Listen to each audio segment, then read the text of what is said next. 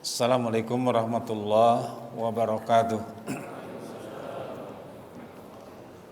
Alhamdulillah hamdan katsiran thayyiban mubarakan fi kama yuhibbu rabbuna wa yarda.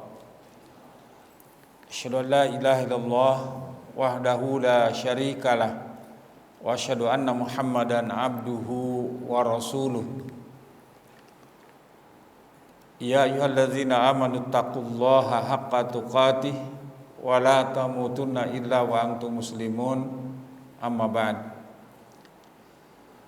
Para jamaah salat subuh dan juga para pemirsa Wesal TV, Al-Wafa TV, Poldapi TV dan yang lainnya di mana saja berada. Pertama-tama saya menyampaikan tahniah Id. Taqabbalallahu minna wa minkum shalihal a'mal. Semoga Allah Subhanahu wa taala menerima amal ibadah, amal sholih kita sekalian. Para jamaah yang dirahmati oleh Allah Subhanahu wa taala, alhamdulillah sekali lagi kita bersyukur kepada Allah Subhanahu wa taala bahwa kita telah melalui bulan Ramadan 1443 Hijriah dan sekarang sudah masuki Ayyamul Bid, yaitu tanggal 14 bulan Syawal. Tentu saja kita berharap bahwa semua ibadah kita, semua amal salih kita di bulan Ramadan ini diterima oleh Allah Azza wa Jalla. Dan tentu kita juga tidak ingin termasuk orang yang didoakan oleh malaikat Jibril alaihissalam, malaikat yang terbaik, kemudian juga diaminkan oleh manusia yang terbaik, yaitu Muhammad Rasulullah SAW, ketika menyampaikan ada 3 golongan atau ada 3 orang yang celaka. Ya, dari 3 orang tersebut diantaranya salah satunya adalah orang yang diberi umur oleh Allah Azza wa Jalla di bulan Ramadan. Setelah bulan Ramadan lewat, dia tidak mendapatkan ampunan. Ini adalah manusia yang paling celaka, manusia yang paling rugi. Ya, kata para ulama, bagaimana dia akan mendapatkan ampunan di luar bulan Ramadan, sementara di bulan Ramadan saja ketika Allah Subhanahu wa taala mengobral pahala dan membuka pintu tobat selebar-lebarnya, dia tidak memperolehnya, dia tidak mendapatkannya.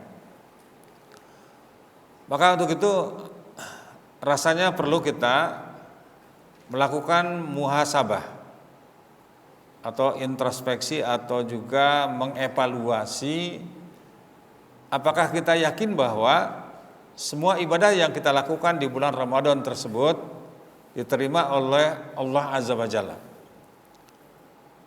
Nah, tentu yang tahu itu semuanya adalah Allah. Namun kita bisa melihat ya beberapa indikasi, beberapa ciri, beberapa sifat orang-orang yang diterima amal ibadahnya di bulan Ramadan tersebut. Dan muhasabah ini juga sebagaimana kita ketahui diperintahkan oleh Allah Azza wa Jalla, ya, sebagaimana firman-Nya dalam Al-Qur'an, a'udzubillahi samil alim minasyaitonir rajim. Ya ayyuhalladzina amanu ittaqullah wal tanzur nafsum ma qaddamat ligad wattaqullah innallaha khabirun bima ta'malun. Wahai orang-orang beriman, bertakwalah kalian kepada Allah Subhanahu wa taala dan hendaklah setiap individu melihat apa yang telah ia lakukan untuk kepentingan hari esok. Dan bertakwalah kepada Allah Subhanahu wa taala karena Allah yang Maha mengetahui terhadap apa yang telah kamu lakukan. Demikian juga kata sahabat yang mulia Umar bin Khattab radhiyallahu anhu. Beliau mengatakan hasibu anfusakum qabla an tuhasabu wa wazinu a'malakum qabla an tuzana. Hisablah dirimu sebelum dihisab nanti. Kemudian timbanglah amal-amalmu sebelum ditimbang nanti di akhirat. Para jemaah yang dirahmati Allah Subhanahu wa taala, kalau kita melihat bahwa target dari ibadah puasa ini sangat tinggi sekali, yaitu terbentuknya insan muttaqin, terbentuknya manusia yang bertakwa. Ya, sebagaimana dalam ayat yang insyaallah sudah sangat akrab dengan kita sekalian, yaitu di surat Al-Baqarah ayat 183. Ya ayyuhalladzina amanu kutiba alaikumus syiyam kama kutiba alal ladzina min qablikum la'allakum tattaqun. Wahai orang-orang beriman, telah diwajibkan atas kalian as-syiyam, yaitu saum, puasa, sebagaimana telah diwajibkan atas orang-orang sebelum kalian agar kalian bertakwa.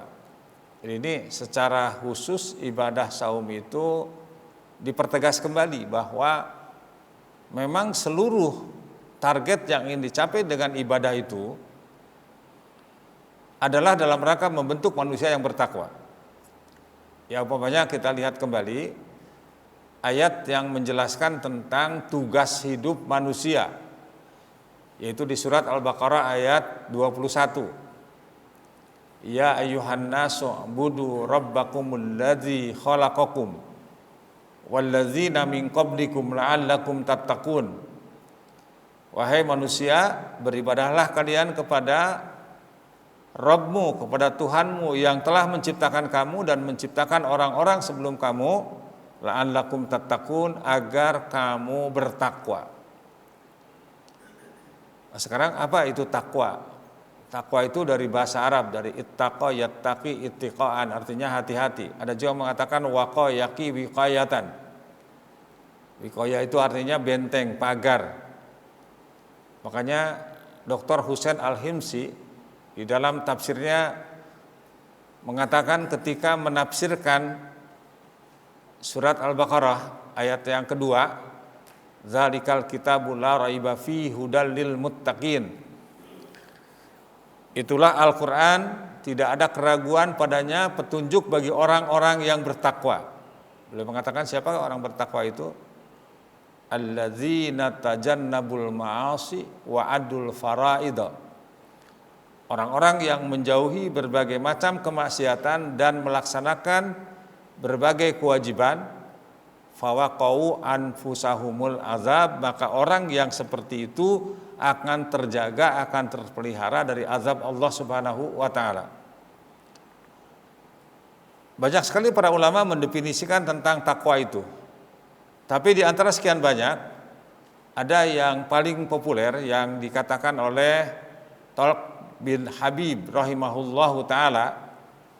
Beliau seorang ulama tabi'in, itu generasi setelah para sahabat dan merupakan salah seorang murid dari sahabat terbaik Rasulullah SAW, yaitu Abdullah bin Abbas radhiyallahu anhuma. Beliau mengatakan at-taqwa an ta'mala bi ta'atillah ala nurin minallah tarju sawaballah wa an tatruka maksiatallah ala nurin minallah takhafu iqaballah. Jadi takwa itu kata beliau amalan ketaatan kepada Allah Subhanahu wa taala berdasarkan cahaya dari Allah, berdasarkan petunjuk Allah Azza wa Jalla. Itu yang ada dalam Al-Qur'an dan sunnah Nabi SAW. Motivasinya dengan mengharap pahala dari Allah Subhanahu wa taala dan menjauhi kemaksiatan kepada Allah berdasarkan cahaya dari Allah dengan perasaan takut dari azab Allah Subhanahu wa taala. Jadi baik melaksanakan ketaatan ataupun menjauhi kemaksiatan, titik tolaknya atau pedomannya adalah berdasarkan petunjuk cahaya dari Allah Subhanahu wa taala, kebenaran dari Allah Subhanahu wa taala, yaitu apa yang ada dalam Al-Quran dan hadis Nabi Shallallahu Alaihi Wasallam. Ya, karena kebenaran menurut perspektif Islam, perspektif atau menurut kacamata Al-Quran itu hanya satu, tidak berbilang. Sebagaimana yang dibacakan oleh imam kita Ustaz Miftah Hafizahullah Ta'ala tadi di rakaat yang kedua, ayat yang terakhir surat Al-Baqarah ayat 147, Al-haqqu mir rabbika fala takunanna minal mumtarin. Kebenaran yang mutlak itu, kebenaran yang tidak terbatas oleh ruang dan waktu itu apa yang datang dari Rabbmu, dari Allah Subhanahu wa taala, itu Al-Qur'an dan sunnah Nabi sallallahu alaihi wasallam. Kalau itu sudah ketemu, sudah didapatkan, sikapi dengan sikap keyakinan. Fala takunanna minal mumtarin. Janganlah sekali-kali kalian termasuk orang-orang yang ragu terhadap kebenaran tersebut. Para jemaah dan para pemirsa rahimani wa rahimakumullah jami'an. Lantas kenapa di dalam Al-Qur'an ataupun hadis-hadis Nabi sallallahu alaihi wasallam bahkan ada wasiat khusus Nabi sallallahu alaihi wasallam bahwa umatnya harus bertakwa kepada Allah Subhanahu wa taala. Kemudian urgensi takwa itu apa? Arti penting takwa itu apa? Kalau kita buka dalam Al-Qur'an dan hadis-hadis Nabi sallallahu alaihi wasallam tentu banyak sekali. Dan di antaranya yang pertama, takwa merupakan bekal hidup yang terbaik. Wa tazawwadu fa inna khairaz zadi taqwa, dalam Al-Qur'an surat Al-Baqarah ayat 197. Dan berbekal dirilah dengan ibadah, dengan ketaatan kepada Allah Subhanahu wa taala, karena sebaik-baik bekal adalah takwa. Kemudian di surat Al-A'raf ayat 26 sebutkan takwa merupakan busana hidup yang terbaik. Walibasut taqwa dzalika khair, dan pakaian ketakwaan itulah pakaian takwa, itulah pakaian yang terbaik. Kemudian juga diantaranya takwa merupakan derajat puncak seorang mukmin. Ya, dalam Al-Quran di surat Al-Hujurat ayat 13, Ya ayyuhan nas inna khalaqnakum min dzakari wa unsa wa ja'alnakum syu'uban wa qabaila lita'arafu inna akramakum indallahi atqakum. Wahai manusia, sesungguhnya kami telah menjadikan kalian dari jenis laki-laki dan perempuan bermacam-macam suku dan bangsa untuk saling mengenal. Kemudian sesungguhnya orang yang paling mulia di antara kalian di sisi Allah Subhanahu wa taala tidak ditentukan oleh latar belakang suku, bangsa, etnis, pangkat, jabatan, status sosial, tidak. Tapi inna akramakum indallahi atqakum, sungguhnya orang yang paling mulia di antara kalian di sisi Allah Subhanahu wa taala adalah orang-orang yang bertakwa. Kemudian juga yang keempat di antara urgensi takwa adalah takwa merupakan tiket masuk surga. Karena kita ini kan diciptakan oleh Allah Subhanahu wa taala untuk selamanya. Episode yang tersingkat adalah di dunia ini dan akan berakhir dengan mati. Mati akhir kehidupan di dunia, tetapi awal dari kehidupan yang panjang tanpa batas.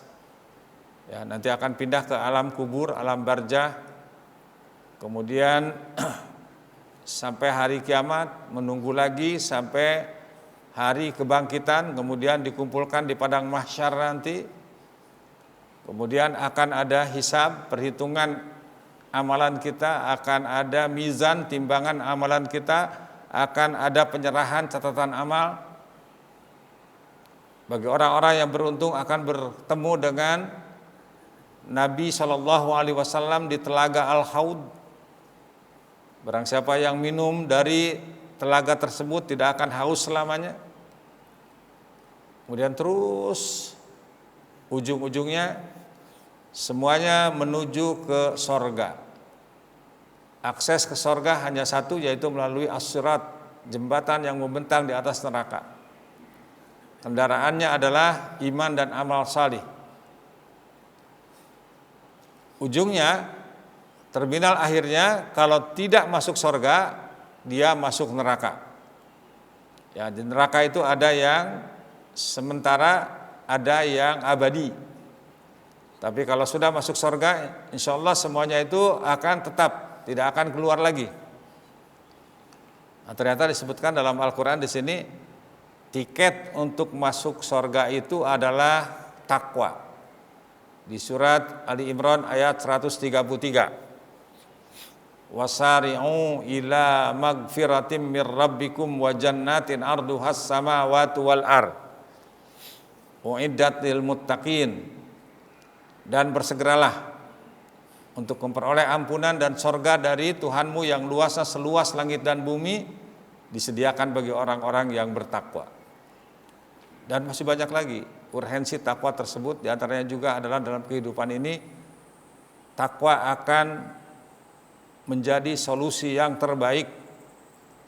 Wa may yattaqillah yaj'al lahu makhraja wa yarzuqhu min haitsu la yahtasib. Barang siapa yang bertakwa kepada Allah Subhanahu wa taala, Allah akan memberikan jalan keluar dan akan memberikan rezeki dari arah yang tidak disangka-sangka. Wa may yattaqillah yaj'al lahu min amrihi yusra. Barang siapa yang bertakwa kepada Allah Subhanahu wa taala, Allah akan menjadikan segala urusannya itu mudah. Dan masih banyak lagi. Dan juga pertolongan Allah Subhanahu wa taala sebagaimana dijelaskan dalam Al-Qur'an di surat Al-Maidah ayat 11. Ya, sekuat apapun musuh-musuh Allah yang akan menghancurkan kaum muslimin, dengan ketakwaan akan bisa mengundang pertolongan Allah Azza wa Jalla, dan masih banyak yang lain. Ini dahsyat sekali ya apa yang ingin dicapai melalui ibadah puasa saja, belum lagi ibadah-ibadah yang lainnya di bulan Ramadan tersebut. Sekarang bagaimana cara mendapatkan takwa? Yaitu dengan bersungguh-sungguh beramal salih. Apa yang dimaksud dengan amal salih itu? Yaitu beribadah kepada Allah Subhanahu wa taala, baik secara sempit ataupun secara luas. Itu menjadikan semua aktivitas kita ibadah kepada Allah Subhanahu wa taala. Ya, yaitu dengan cara apa? Pertama, ikhlas sebagai titik tolak. Yang kedua, ridho Allah sebagai titik tuju. Yang ketiga, amal soleh sebagai garis amal. Semua amalan kita, semua aktivitas kita dari mulai bangun sampai tidur sampai bangun lagi, coba semuanya dikaitkan dengan sunnah Nabi SAW, itu akan bernilai ibadah. Bangun tidur, alhamdulillahillazi ahyana ba'da ma amatana wa ilaihin nusur, ibadah. Bangun kemudian menuju kamar mandi, mendahulukan kaki kiri, kemudian sambil berdoa, Allahumma inni a'udzubika minal khubusi wal khaba'is. Keluarnya mendahulukan kaki kanan, gufranak. Hatta memakai sendal, memakai baju, celana, kalau mendahulukan bagian kanan, hatta bersuci, mengakhirkan yang kiri, diniatkan untuk meneladani Rasulullah SAW, semuanya akan menjadi ibadah. Jadi subhanallah, benar apa yang dikatakan oleh sahabat yang mulia Ali bin Abi Thalib radhiyallahu anhu, moto seorang muslim itu adalah hayatuna kulluha ibadatun. Hidup kita ini semuanya ibadah. Jadi ibadah itu tidak hanya terbatas ibadah praktis saja ya. Tidak hanya terbatas dengan bersuci, sholat, zakat, saum, haji, umrah. Tapi ternyata seluruh aktivitas kita bisa diproyeksikan sebagai ibadah kepada Allah Subhanahu wa taala, dan semuanya itu akan mengundang pahala kalau kita mengamalkannya, melakukannya berdasarkan ilmu. Para jamaah, para pemirsa rahimani wa rahimakumullah jami'an. Nah, di antara dalil yang mengatakan bahwa untuk mempertegas kembali agar kita memperoleh ketakwaan kepada Allah Subhanahu wa taala, itu dengan bersungguh-sungguh beramal soleh dan juga berdoa. Sebagaimana firman-Nya dalam Al-Qur'an di surat Muhammad ayat 17. Walladzina ihtadau zadahum hudaw ya wa atahum taqwahum. Dan orang-orang yang mendapat petunjuk Allah akan menambah petunjuk kepada mereka dan menganugerahi ketakwaan mereka. Di petunjuk akan Allah berikan ya, akan semakin memberikan keyakinan kepada kita terhadap kebenaran yang Allah turunkan, dan juga kita akan menjadi bagian daripada orang-orang yang bertakwa kepada Allah Subhanahu wa taala insyaallah. Para jamaah yang dirahmati Allah Subhanahu wa taala, tentu saja yang tahu siapa orang yang bertakwa hanya Allah Azza wa Jalla. Namun kita bisa melihat ciri-cirinya. Ya, identifikasi orang-orang yang bertakwa itu seperti apa. Banyak ayat-ayat Al-Quran ataupun hadis-hadis Nabi SAW yang menjelaskan tentang itu. Di antaranya umpamanya ciri-ciri orang-orang bertakwa itu ada dalam Al-Quran di surat Ali Imran ayat 134. Pertama, alladzina yunfikuna fis sarra wad darra wal kadhiminal ghaidha wal 'afina 'anil nas wallahu yuhibbul muhsinin. Orang bertakwa itu adalah orang-orang yang pertama menafkahkan hartanya baik di waktu lapang maupun di waktu sempit. Artinya dalam rezeki yang dia dapatkan dari Allah Subhanahu wa taala ada pos untuk infak. Di waktu lapang, di waktu longgar dia keluarkan dengan jumlah yang besar, di waktu sempit dia juga keluarkan sesuai dengan kemampuan yang ada pada dirinya. Artinya juga tidak merasa bangga, tidak sombong karena sudah berinfak dengan jumlah yang banyak, tapi juga tidak minder karena hanya mampu berinfak dengan jumlah yang sedikit. Karena yang dinilai, yang dilihat oleh Allah Subhanahu wa taala bukan bukan kuantitas tetapi kualitas, bukan jumlah tetapi mutu. Ya, mungkin ada orang yang menginfakkan hartanya 10 miliar. Pernah terjadi kan dulu tahun 80-an tuh di salah seorang konglomerat di Medan itu menghibahkan uang 10 miliar ke lembaga dakwah di Medan. Ternyata kekayaannya di atas 21 triliun.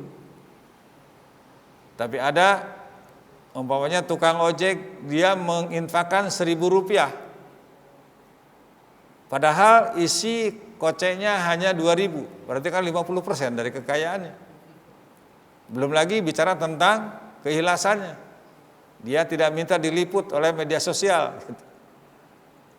Nah, makanya ini yang pertama. Kemudian yang kedua, wal kadhiminal ghaidha, dan orang-orang yang menahan amarahnya. Bisa memanage amarahnya untuk hal-hal yang bermanfaat. Wal afina 'anil nas, memaafkan kesalahan manusia.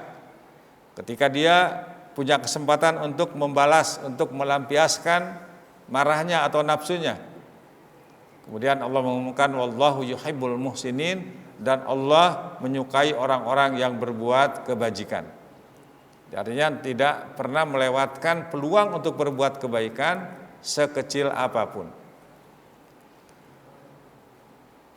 Kemudian pada ayat yang berikutnya, di antara ciri orang bertakwa itu adalah walladzina idza fa'alu fahishatan aw zalamu anfusahum zakarullah fastaghfaru lidzunubihim wa may yaghfiru dzunuba illallah wa lam yusirru ala ma fa'alu wa hum ya'lamun.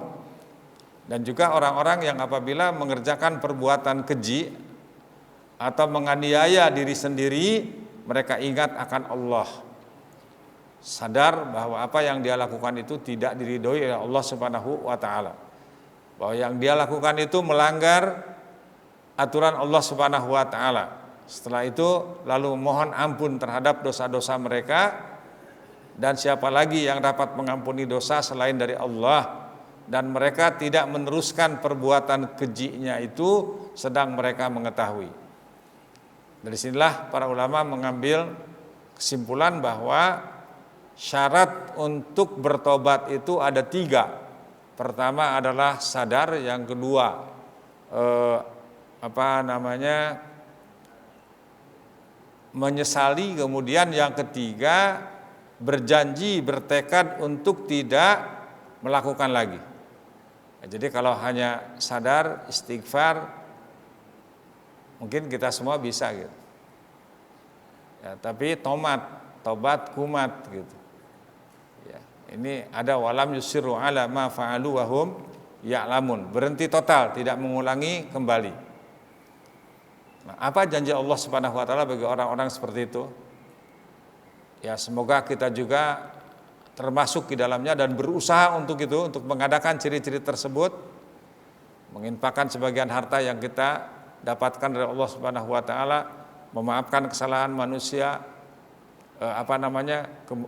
menahan amarah, memaafkan kesalahan manusia, tidak menyia-nyiakan peluang untuk berbuat kebaikan sekecil apapun. Kemudian istighfar dan bertekad untuk berhenti melakukan pelanggaran tersebut. Ya, kalau yang langsung pelanggaran itu kepada Allah Azza wa Jalla, tapi kalau ada yang berhubungan dengan hak-hak manusia, kepentingan manusia, ada syarat yang keempat, selesaikan dulu. Kalau dia telah menzalimi seseorang, minta maaf dulu. Kalau dia sudah mengambil hak seseorang, kembalikan dulu. Baru mohon ampun kepada Allah Subhanahu wa taala. Apa janji Allah? Ulaika jazaohum magfiratum mir rabbihim. Mereka itu balasannya ialah ampunan dari Tuhan mereka.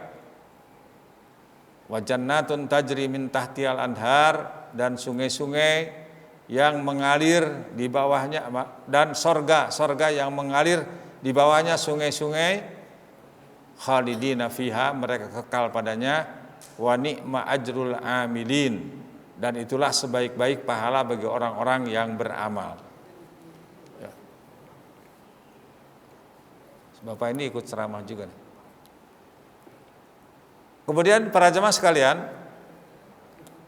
apakah ibadah kita diterima oleh Allah Subhanahu wa taala? Ya, kita bertanya kepada para ulama. Ya, urusan agama ini nanya harus pada para ulama, sebagaimana yang Allah perintahkan, fas'alu ahla dzikri in kuntum la ta'lamun. Tanyalah ahlal ulum. Ya, para ahli ilmu yang menguasai Al-Qur'an, menguasai hadis-hadis Nabi sallallahu alaihi wasallam, menguasai aqwalul ulama. Ya, di antaranya kata Fadilatus Syekh Ma'ali atau Profesor Dr. Shalih Al-Fauzan bin Abdullah Al-Fauzan hafizahullah ta'ala, salah seorang ulama senior ya di Saudi Arabia. Inna min alamati qabuli syahri Ramadan an takuna halal muslim ba'dahu ahsanu min halihi qabla Ramadan, di annal hasanata tad'u ilal hasanah wal amalus salih yad'u ilal amalis salih. Di antara tanda terimanya amal salih di bulan Ramadan, kata beliau, adalah keadaan seorang muslim setelahnya menjadi lebih baik daripada sebelum Ramadan. Terjadi perubahan, terjadi peningkatan, karena kebaikan akan mengajak kepada kebaikan selanjutnya. Dan amal solih akan mengajak pada amal solih yang lainnya. Hal ini juga pernah dikatakan oleh seorang ulama Rabbani, yaitu Al-Imam Ibnu Rajab Al-Hambali rahimahullahu ta'ala, bahwa tanda diterimanya ibadah seseorang itu, dia akan melanjutkan ibadah-ibadah yang lainnya atau melakukan kebaikan-kebaikan yang lainnya. Para jemaah yang dirahmati Allah Subhanahu wa taala, untuk itulah kebiasaan-kebiasaan di bulan Ramadan harus kita teruskan. Ya, banyak jadi apa yang kita lakukan itu jangan sudah Idul Fitri itu alhamdulillah tidak ada tarawih lagi, tidak ada tadarus lagi. Itu bahaya itu. Tapi justru kita ingin melanggengkan, melestarikan apa yang biasa kita lakukan. Sehingga kita termasuk orang-orang yang berhak untuk mendapatkan kecintaan dari Allah Azza wa Jalla. Aisyah radhiyallahu anha dalam hadis yang diriwayatkan oleh Imam Muslim pernah bertanya kepada Rasulullah SAW, "Ya Rasulullah, amalan-amalan apa saja yang paling dicintai oleh Allah Subhanahu wa taala?" Kemudian beliau menjawab, "Ahabbul a'mal ilallahi ta'ala adwamuha wa in qalla." Amalan yang paling dicintai oleh Allah Subhanahu wa taala adalah amalan yang kontinu, walaupun itu sedikit.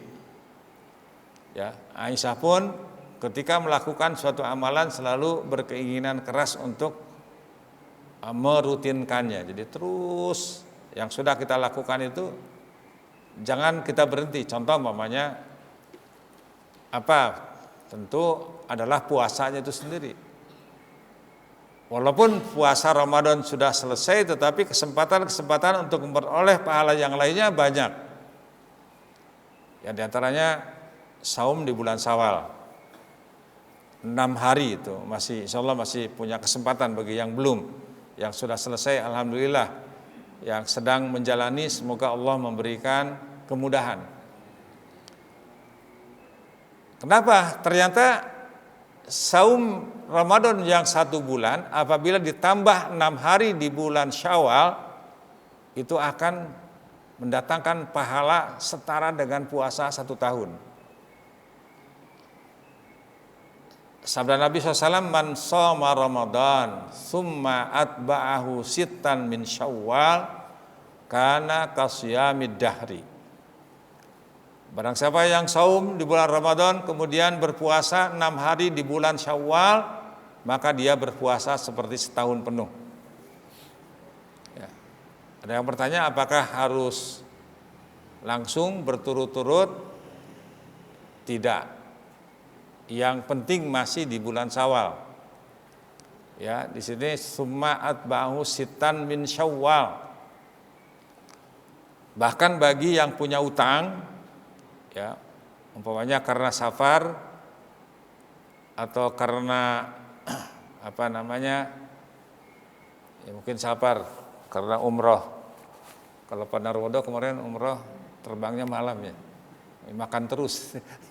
Kalau siang umumnya tidak kuat, ya karena harus tambah 4 jam, bahkan 5 jam. Karena maghrib di Saudi itu jam 7 lewat. Ya, nggak tahan gitu, buka nggak apa-apa. Tapi harus diqadha. Ya alhamdulillah ya, di Saudi Idul Fitrinya sama dengan kita. Kalau ternyata Saudi Idul Fitrinya lebih dulu, pada Narbodo kurang 1 puasanya. Ya karena 1 bulan itu kalau tidak 29, 30. Ya, alhamdulillah sama. Nah, jadi bahkan bagi orang yang punya utang lebih baik ya, walaupun ini ada khilaf di kalangan para ulama, bayar dulu qadanya karena qada adalah hukumnya wajib, kemudian baru melaksanakan sunnah 6 hari di bulan Syawal. Nah, jadi ini adalah di antara saum yang bisa kita lakukan. Ya, apalagi seperti sekarang ini, Masya Allah ya.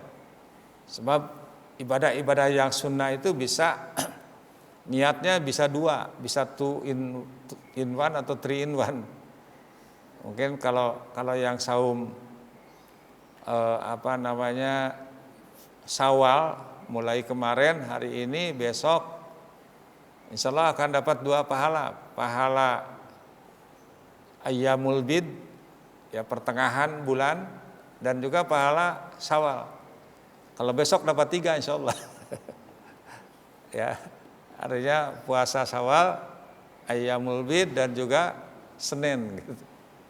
Jadi Masya Allah ya, ini fasilitas yang Allah berikan kepada kita. Demikian juga bulan Ramadan adalah bulan membaca Al-Quran. Tapi berhenti Ramadan jangan berhenti baca Al-Quran. Ya, kenapa? Karena sabda Nabi SAW, as-siyamu wal Quran yashfa'ani lil abdi yaumal qiyamah. Amalan puasa dan membaca Al-Quran akan memberi syafaat bagi seorang hamba pada hari kiamat.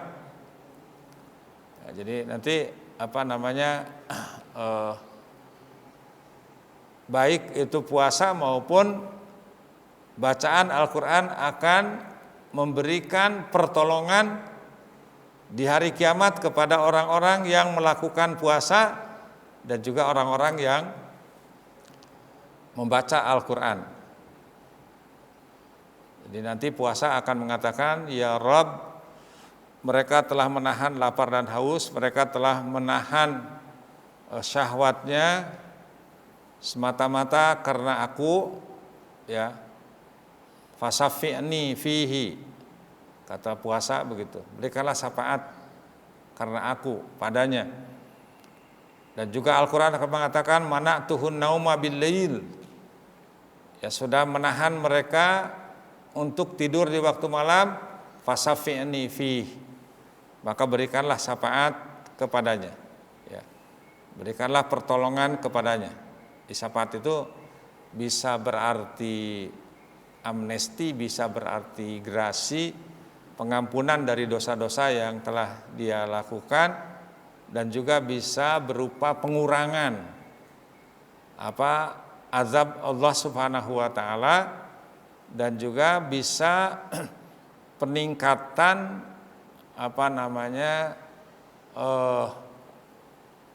derajat di sorga. Jadi dia akan mendapatkan kenaikan derajatnya, karena kan di sorga itu ada beberapa tingkatan. Yang tertinggi adalah sorga Firdaus. Makanya kalau minta sabda Nabi SAW, minta sekalian yang terbaik. Ya, kalau dikasih level yang ke-6 kan alhamdulillah. Apalagi kalau mendapatkan sorga Firdaus. Adapun syafaat bagi manusia yang sangat dibutuhkan tentu saja adalah pada hari kiamat. Ya, apalagi di padang mahsyar nanti matahari akan didekatkan pada manusia sejauh 1 mil. Manusia ada yang tenggelam dengan keringatnya. Manusia ada yang diseret, ya, dengan wajahnya, ya, macam-macam lah gitu. Ya, tapi bagi orang-orang yang mendapatkan syafaat dari Allah Subhanahu wa taala tentu akan mendapatkan kemudahan dengan izinnya insyaallah. Jadi itu diantaranya hal-hal yang bisa dilakukan setelah bulan Ramadan. Puasa sunnah diperhatikan, bisa Senin, Kamis, bisa saum Daud, juga banyak diantara kaum muslimin yang sudah bisa melakukannya. Ya, bahkan saya punya kenalan itu ada seorang mu'alaf masih muda, dia seorang dokter farmakolog, kemudian juga dia ahli pengobatan, masih usia 40 tahun, dia saumnya sudah saum Daud. Subhanallah gitu. Saya ngiri gitu, saya sendiri belum mampu gitu. Kemudian apalagi salat tarawih sudah selesai, tapi jangan dianggap tidak ada lagi salat tarawih, bisa dilanjutkan dengan qiyamul lail. Ya, kalau salat tarawih kan kita selalu berusaha. Kenapa? Karena meyakini bahwa pahalanya besar. Ya, padahal salat tahajud juga sama gitu. Cuman momentumnya yang berbeda gitu. Ya, alhamdulillah kalau kita apalagi tempat-tempat yang khusus seperti di Masjidil Haram, Masjid Nabawi. Ya, kemarin Pak Narmodo dengan teman-teman yang umrah tuh Masya Allah ya. Ya, walaupun di Masjid Haram, Masjid Nabawi biasanya salat tarawih itu 23 rakaat. Sekarang pasca Covid itu didiskon menjadi 13 rakaat. Jadi 10 rakaat kemudian witir 3 rakaat. Di 10 akhir itu tahajud. Jadi tidak seperti yang dulu-dulu gitu. Namun walaupun rakaatnya berkurang, waktunya sama karena surat yang dibaca tambah panjang ya. Bahkan banyak yang nyebrang-nyebrang. Ya dikiranya ini udah selesai gitu, udah mau ruku. Ternyata nyebrang lagi gitu. Ya, malam tanggal 29 itu kalau tidak salah 1 juz itu 2 rakaat itu apa namanya, malam khatmul Quran. Tapi kita ya rasanya enak saja gitu. Pegal-pegal setelah pulang terasa. Di sana tidak terasa gitu. Kenapa? Karena berdiri bukan hanya pakai tenaga tetapi juga pakai iman gitu. Ya, kita lanjutkan dulu sedikit, ada injury time ya kurang lebih 10 menit. Nah, hal ini juga pernah diingatkan oleh Rasulullah SAW kepada sahabat Abdullah bin Amr bin As radhiyallahu anhuma. Jadi yang biasa salat malam tiba-tiba berhenti, oleh beliau ditegur itu. Ya Abdullah, la takun misla fulan, kana yaqumul lail fataraka qiyamal lail. Wahai Abdullah, janganlah engkau seperti si fulan. Dulu dia biasa mengerjakan sholat malam, namun sekarang dia tidak mengerjakannya lagi. Ya, tanya diri kita, sudah berapa kali tahajud setelah di bulan Syawal ini gitu. Nah, kalau belum ya paling tidak yaitu apa namanya sholat witir. Witir itu bisa 9 rakaat, bisa 7, bisa 5, bisa 3, bisa 1. Ya, kalau 1 saja tidak bisa, itu bahasa Jepangnya kachida, terlaluan. Kemudian di bulan Ramadan ini kan semangat untuk berinfak juga tinggi, ya. Apalagi di Mekah, di Madinah itu kita merasakan ya berebut ya, yang ngasih itu berebut. Kalau kita masuk ke Masjidil Haram, Masjid Nabawi bawa makanan itu gak boleh. Dirajia itu. Dulu saya pikir itu hanya di Masjid Haram, Masjid Nabawi saja. Ternyata di semua masjid itu. Termasuk di masjid-masjid, musala-musala di hotel sekitar. Itu ada yang apa namanya? Mensweeping itu. Maksudnya apa? Tidak boleh orang lain yang ngasih, saking berebutnya pahala ingin memberi. Dan orang berantem itu banyak itu. Berantem karena berebut susah mencari orang yang mau dikasih. Sama dengan susahnya di sini mencari orang yang mau ngasih. Ini Masya Allah ya. Ya, apalagi qadarullah di akhir Ramadan tahun ini sepertinya ada luapan balas dendam gitu. Setelah 2 tahun tersendat tidak umroh, kemudian dibuka, ya, Masya Allah luar biasa. Nah, kenapa? Karena orang-orang Saudi yakin akan janji Allah Subhanahu Wa Taala. Ya, barang siapa yang memberikan makanan, menyediakan hidangan untuk berbuka puasa, dia akan mendapatkan pahala sebagaimana yang didapatkan oleh orang yang berpuasa tanpa sedikit pun dikurangi. Jadi yang berpuasa tidak berkurang juga pahalanya. Dia juga akan mendapatkan sebagaimana itu semuanya. Jadi biasakan berinfak sesuai dengan kemampuan yang ada, agar juga kita didoakan oleh makhluk Allah yang tidak pernah berbuat maksiat, yaitu para malaikat. Dalam hadis yang diriwayatkan oleh Imam Bukhari dan Muslim, Rasulullah mengabarkan kepada kita, ma min yaumin yusbihul ibadu fihi illa malakani yanzilani fayaqulu ahaduhuma Allahumma a'ti munfiqan khalafa wa yaqulul akhar Allahumma a'ti mumsikan talafa. Tidak satu hari pun di mana pada pagi harinya seorang hamba ada padanya melainkan 2 malaikat turun kepadanya, salah satu di antara keduanya berkata, ya Allah, berikanlah ganti bagi orang yang berinfak. Jadi orang tidak akan sengsara karena infak. Allah akan memberikan ganti. Dan yang lainnya, malaikat yang lain berkata, ya Allah, hancurkanlah harta orang-orang yang kikir.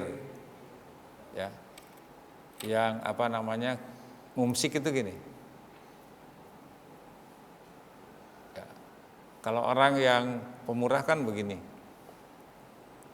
Mumsik tuh pelit, koret, kedekut, cap jahe, keken mengkene, buntut kasiran, merepet. Bahasa Indianya meregehese. Jadi itu kebiasaan-kebiasaan yang seperti itu kita lakukan. Mungkin itulah karena waktu juga yang membatasi kita. Itulah yang bisa saya sampaikan sebelum diakhiri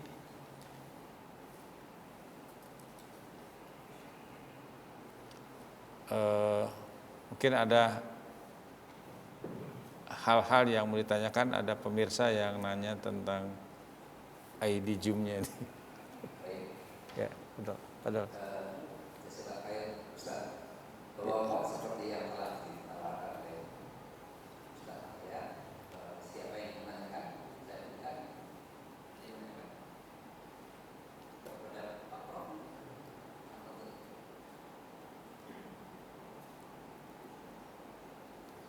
Assalamualaikum warahmatullahi wabarakatuh. Waalaikumsalam warahmatullahi.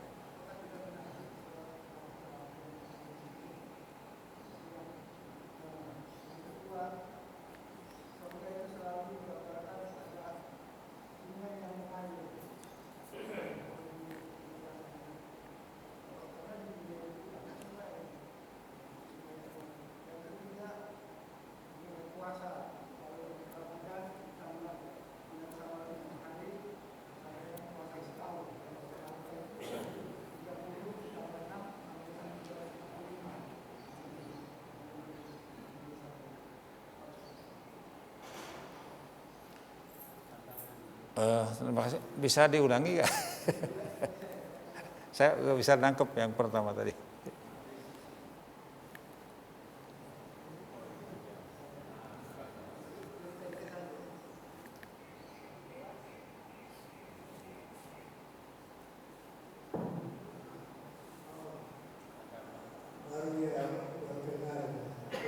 Jadi yang pertama ini introspeksi dalam beramal dan ibadah.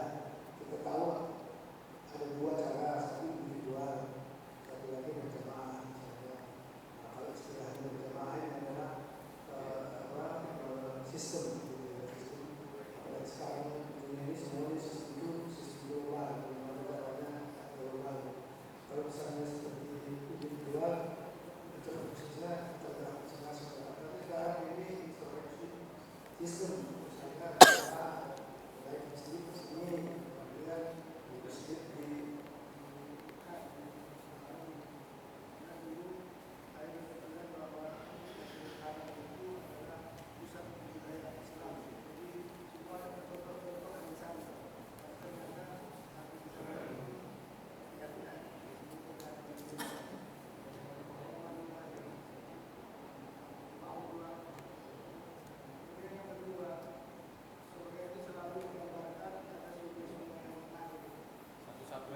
Ya, ya, baiklah. Terima kasih atas pertanyaannya. Yang pertama tentang ibadah.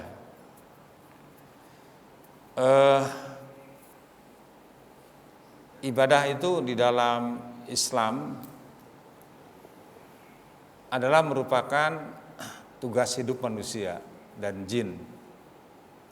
Sebagaimana yang Allah nyatakan dalam Al-Quran di surat Az-Zariyat ayat 56, wa ma khalaqtul jinna wal insa illa liya'buduni. Aku tidak menciptakan jin dan manusia melainkan untuk beribadah.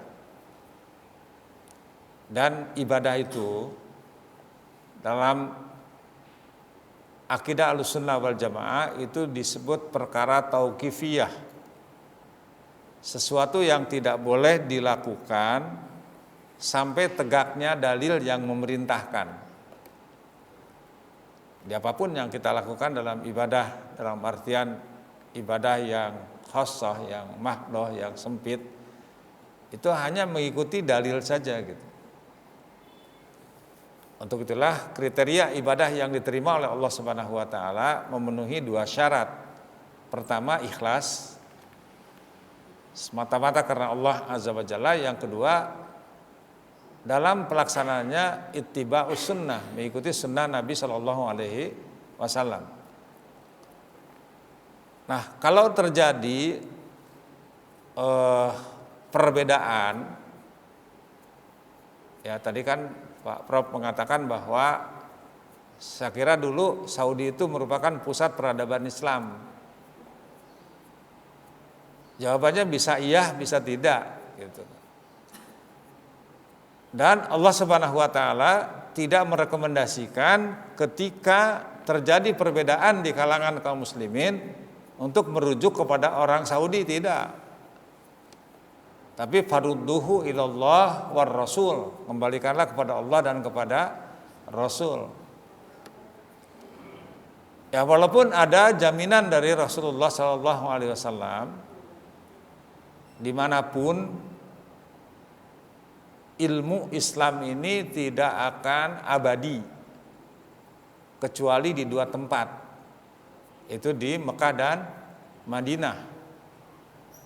Di sabda Nabi SAW, bada'al islamu ghariban wa sayaudu ghariban kama kana wa huwa ya'rizu bainal masjidaini kama ta'rijul hayyatu fi juhriha.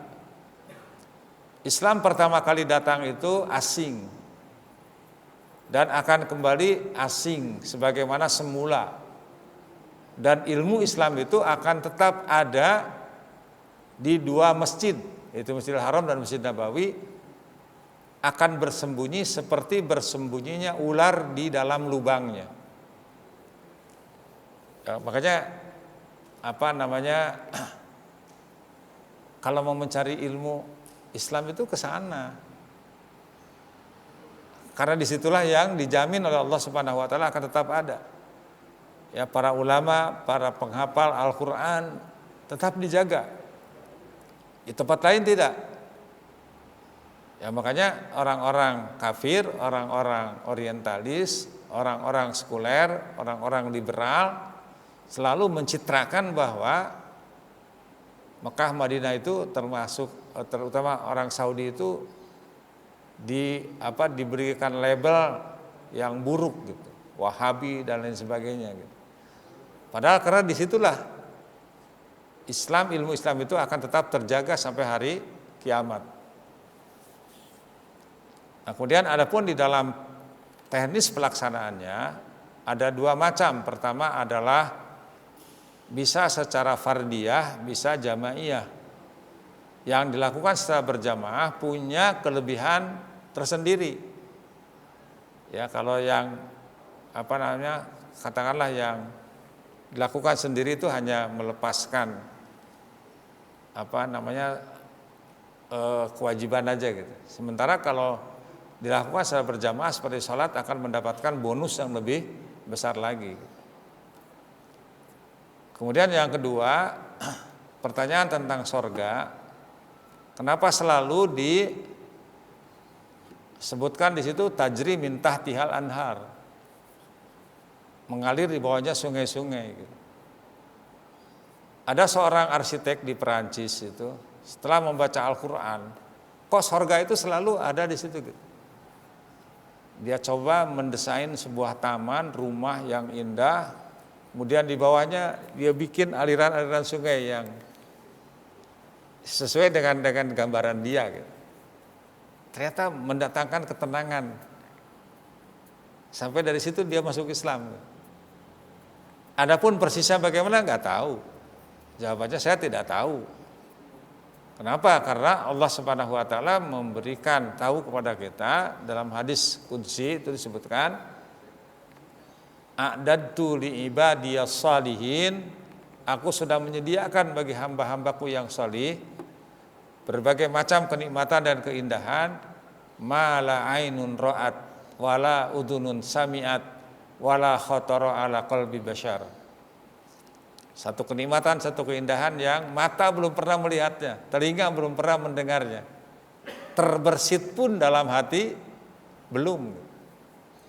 Biasanya kan kita mengukur keindahan itu berdasarkan apa yang pernah kita lihat, berdasarkan apa yang pernah kita dengar, atau berdasarkan apa yang terbersit dalam hati kita.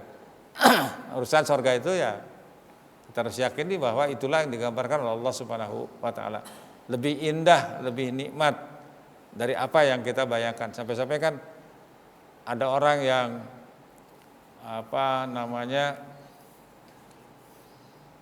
di dunia ini gemerlap dengan berbagai macam kenikmatan, berbagai macam fasilitas, sehingga tidak pernah sesaat pun merasakan kesulitan. Ya ketika dimasukkan ke dalam neraka itu hanya lewat saja gitu. Ketika ditanya apa yang pernah kamu rasakan di dunia, tidak ada ya kenikmatan yang pernah saya rasakan di dunia. Demikian juga orang yang sebaliknya dimasukkan ke surga, ternyata tidak ada bandingannya gitu. Ya, wallahu alam, kita yakini bahwa itulah diantara gambaran tamsil yang Allah jelaskan di dalam Al-Quran maupun hadis Nabi SAW tentang keindahan di surga. Yang ketiga apa tadi?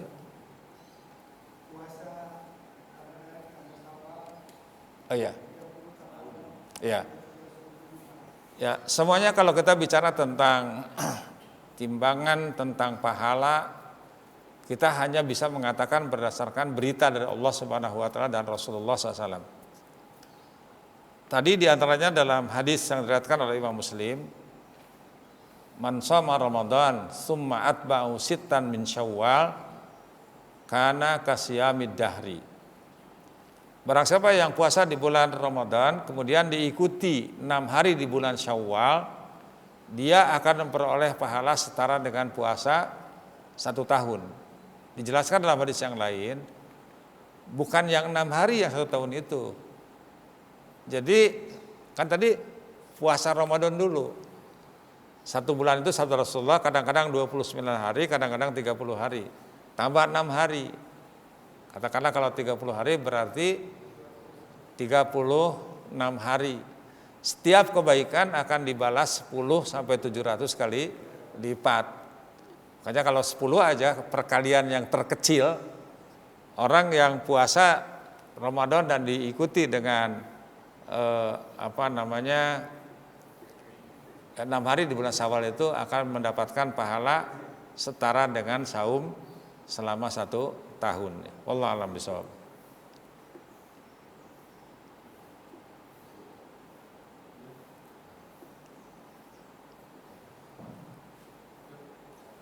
Sudah? Ya. Ada lagi Bapak, masih ada waktu sedikit? Ada dari Bapak yang lain? Pak Syahrir.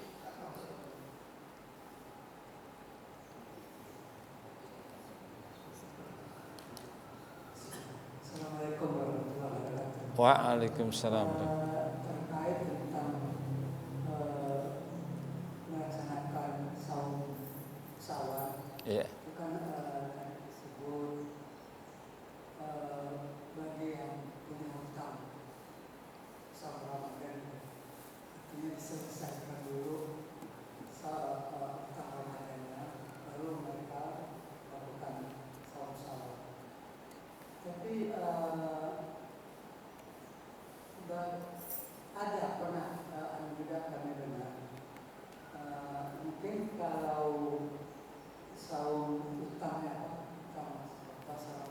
Kodok ya. bisa dilakukan di bulan Ramadan, bisa dilakukan di bulan Syawal, sementara yang Syawal hanya pada bulan Syawal itu gimana?